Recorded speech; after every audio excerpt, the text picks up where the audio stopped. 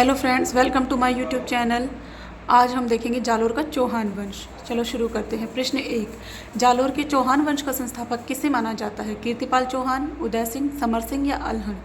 तो जालोर चौहान वंश का संस्थापक माना जाता है कीर्तिपाल चौहान को। देखिए, ये नाडोल शाखा के जो अल्हड़ थे उनके पुत्र थे कीर्तिपाल चौहान।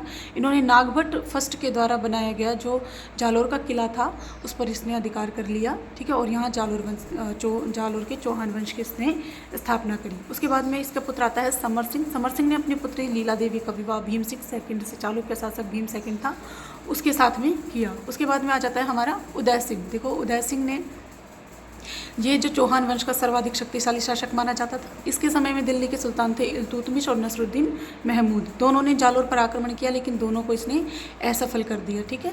और मेवाड़ के साथ में इसके वैवाहिक संबंध स्थापित किए इसने। प्रश्न 2, महाराजाधिराज की उपाधि धारण करने वाला जालोर का प्रथम शासक कौन था? सामंत सिंह, कानड़देव, चाचिकदेव या वीरमदेव? महाराजाधिराज की उपाधि धारण करी थी चाचिकदेव ने, ठीक है।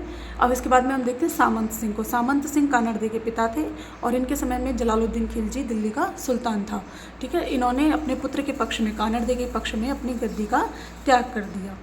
प्रश्न 3, अलाउद्दीन खिलजी ने जालोर दुर्ग का नाम बदलकर क्या रखा? जलालाबाद, खैराबाद, खिजराबाद या अलाईबाद? तो अलाउद्दीन खिलजी ने जालोर का दुर्ग का नाम बदलकर क्या रख दिया? जलालाबाद। देखो, अलाउद्दीन खिलजी ने जालोर दुर्ग पर आक्रमण क्यों किया? पद्मनाभ की जो कानड़देव प्रबंध है उसके अनुसार गुजरात से लौटती हुई सेना पर जो कानड़देव था उसने आक्रमण किया, इसलिए अलाउद्दीन खिलजी नाराज हो गया, ठीक है। दूसरा हम देखते हैं फरिश्ता। तारीख फरिश्ता के अनुसार क्या था?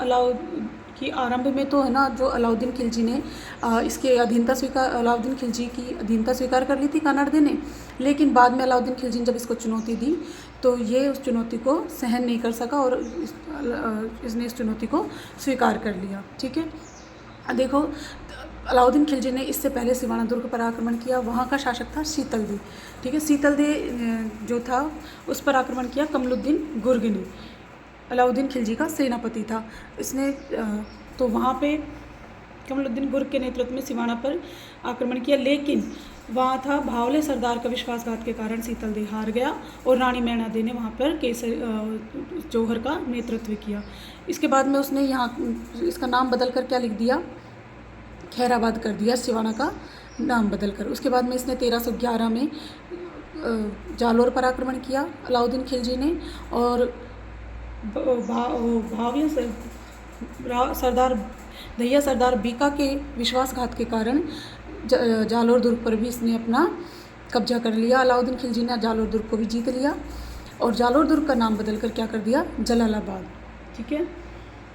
रानी देवल के नेतृत्व में यहाँ पर जौहर किया गया। प्रश्न 4, जालोर विजय के बाद अलाउद्दीन ने किसे जालोर का प्रशासक नियुक्त किया? कमलुद्दीन गुर्ग, मालदेव सोनगरा, राव दहिया बीका या वीरमदेव?